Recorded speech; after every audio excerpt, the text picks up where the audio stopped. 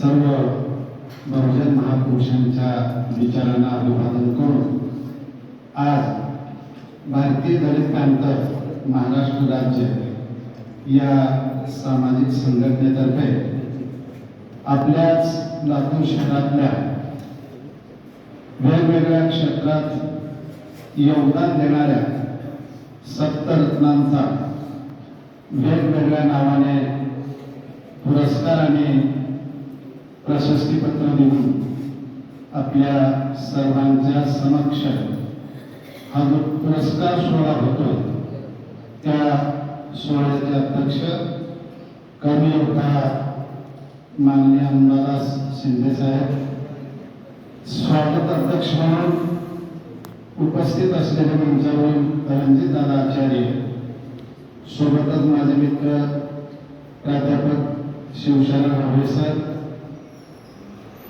प्राचार्य डॉक्टर संजय गवळी सर,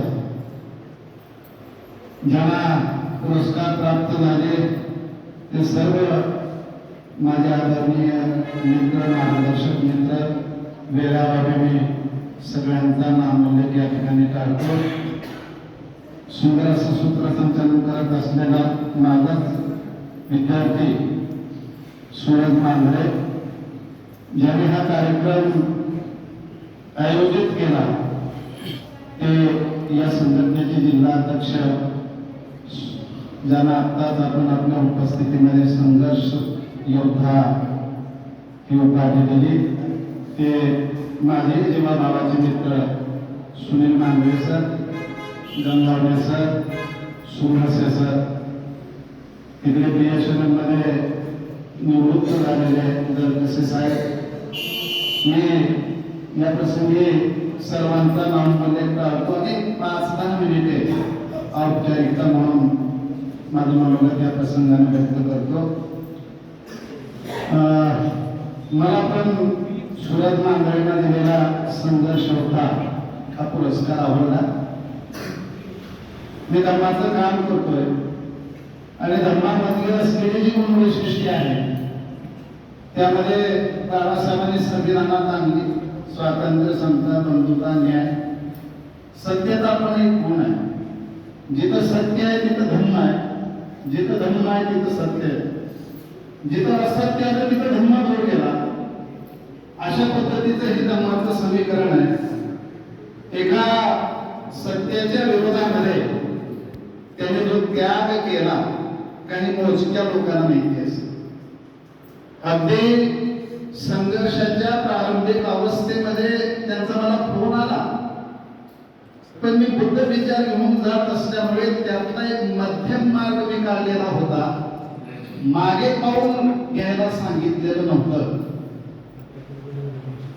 परंतु त्यांनी नोकरीवर पाणी फिरलं, त्यांना नंतरची आलेली संकट एक सामान्य माणूस सहन करण्यापलीकडे होतं आणि मग तुम्ही त्यांना साथ दिली आणि म्हणून ते पुन्हा आपल्यामध्ये अत्यंत खंबीरपणे संघर्ष करत करत उभे राहिले.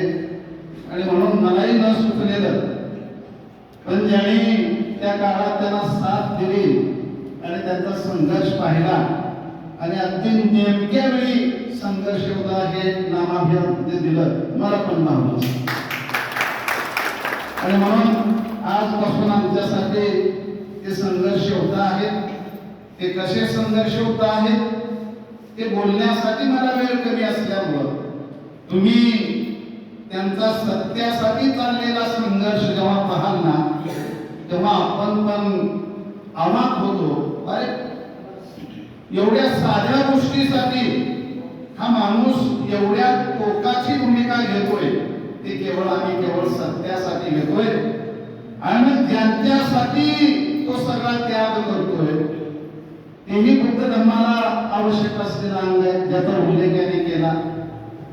जिथं चारित्र्य आहे तिथंच धर्म आहे आणि जिथं चारित्र्य नाही तिथं धर्म नाही, अधर्माची सुरुवात होते.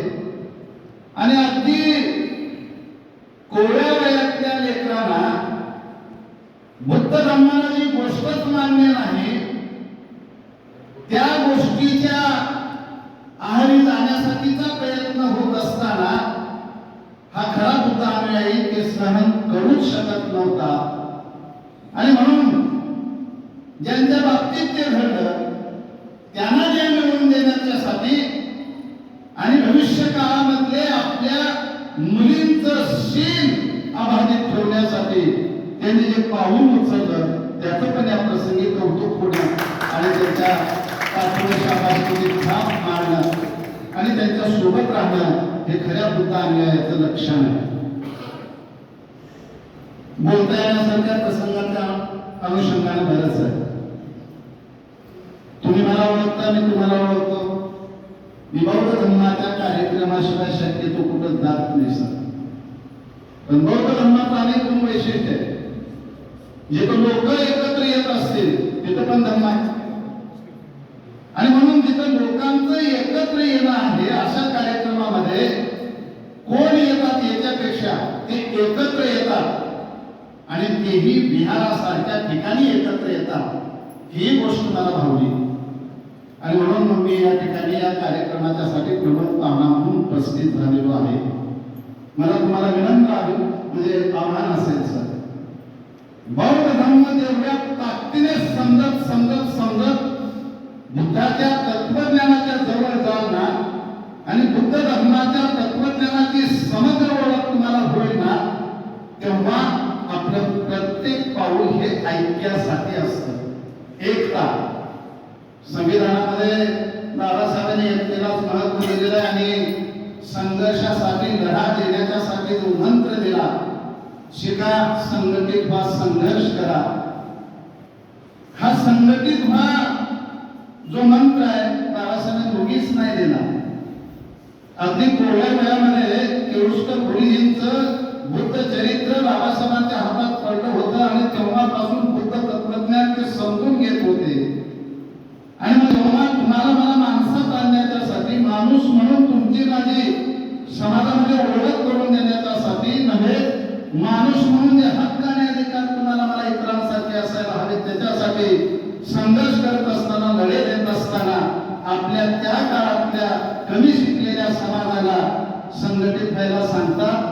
याचं बीज वज्जींना बुद्धांनी केलेल्या उपदेशामध्ये, वज्जींचं वैशालीचे जे वज्जी होते ज्यांना लिच्छवी म्हटलं जायचं, प्रचंड मोठं साम्राज्य होतं. त्या वज्जींचा त्या काळापर्यंत कुठल्याही शत्रूकडनं पराभव झालेला नव्हता. ते अपराजित होते, त्यांचा पराभव होणं शक्यच नव्हतं. अशा वज्जींना अजात शत्रू राजाला हरवावं वाटलं, त्यांचं राज्य बळकवावं वाटलं. पण ते बुद्धांचे समकालीन आहेत. आणि बुद्धांचे समकालीन असलेले राजे जेव्हा असा मोठा निर्णय घ्यायचे त्यावेळेला बुद्धांबरोबर त्याविषयी चर्चा करायचे, त्यांचं मार्गदर्शन घ्यायचे. अजात शत्रू राजाने त्याच्याकडे दरबारी असलेला एक वस्त्रकार नावाचा जो सरदार आहे बुद्धांकडे पाठवला याविषयी चर्चा करायला. आणि तो बुद्धांकडे गेला, बुद्धांना वंदन केला, बाजूला बसला आणि आपल्या राजाचा विचार बुद्धांना सांगितला की माझा राजा वज्जींवर आक्रमण करू इच्छितो, लिच्छवींचं राज्य जिंकू इच्छितो, फक्त तुमचं मत जाणण्यासाठी मला त्यांनी पाठवलेलं आहे. तेव्हा बुद्धाने आनंद बाजूला होते, आनंदाला बोलवलं आणि आनंदाला विचारलं की आनंदा, वज्जी लोक मी सांगितलेल्या 7 उपदेशांप्रमाणे त्यांच्या राज्यामध्ये वागतात का? या 7 गोष्टी फार महत्वाच्या आहेत. मला इथं सांगायला फार वेळ कमी पडतो, पण आजच्या कार्यक्रमाच्या अनुषंगाने त्यातली एक गोष्ट अशी होती, त्या 7 मध्ये की बुद्धांनी त्या लिच्छवींना सांगितलेलं होतं, ऐक्य राखा, ऐक्य टिकवा. जोपर्यंत तुम्ही ऐक्याने आहात तोपर्यंत जगाच्या पाठीवरची कोणतीही शक्ती तुमचा पराभव करू शकत नाही. 7 गोष्टींबरोबर ही गोष्ट अत्यंत महत्वाची होती. बुद्धांनी त्या वस्त्रकाराला सांगितलं, वस्त्रकाराने राजाला येऊन सांगितलं, राजा बेचैन, वस्त्रकार बेचैन, त्यांना वज्जींना हरवायचं होतं, त्यांचं राज्य बळकवायचं होतं. आणि मग वत्सकाराला थोड्या वेळाने आठवलं. तो राजाला सांगणारा की राजा आपण असं बोलूया की जोपर्यंत त्यांचं ऐकेल तोपर्यंत तर आपण त्यांना हरवू शकत नाही. आता एकच असा मार्ग आहे की बुद्ध विचाराने ते चालत असल्यामुळे त्यांना कुठलाही मार्ग आपण अवलंबला ते आपल्याला शरण येणे नाही. त्यांचं ऐक्य आपल्याला फोडावं लागेल. आपल्या चळवळीला तुझो त्या काळापासून चालत आलेला शाप म्हणून आपण बौद्ध धर्मामध्ये बसत नाही, बोली भाषा म्हणून मी वापरतो आपल्या सगळ्यांच्या परवानगी. तो शाप आहे काय की बुद्धाने त्या काळात ज्या गोष्टीपासून सावध केलं तीच गोष्ट बाबासाहेबांनी पुन्हा एकदा संघटित होण्याची सांगितलं.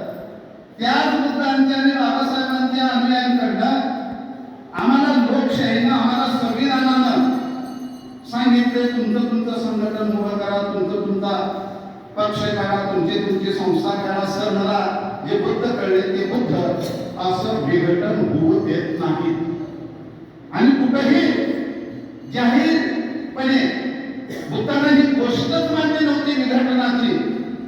हे त्रिपिटकातल्या अनेक दाखल्यांसह मी कुठल्याही ठिकाणी जाहीरपणे हा मुद्दा सांगून द्यायला तयार आहे.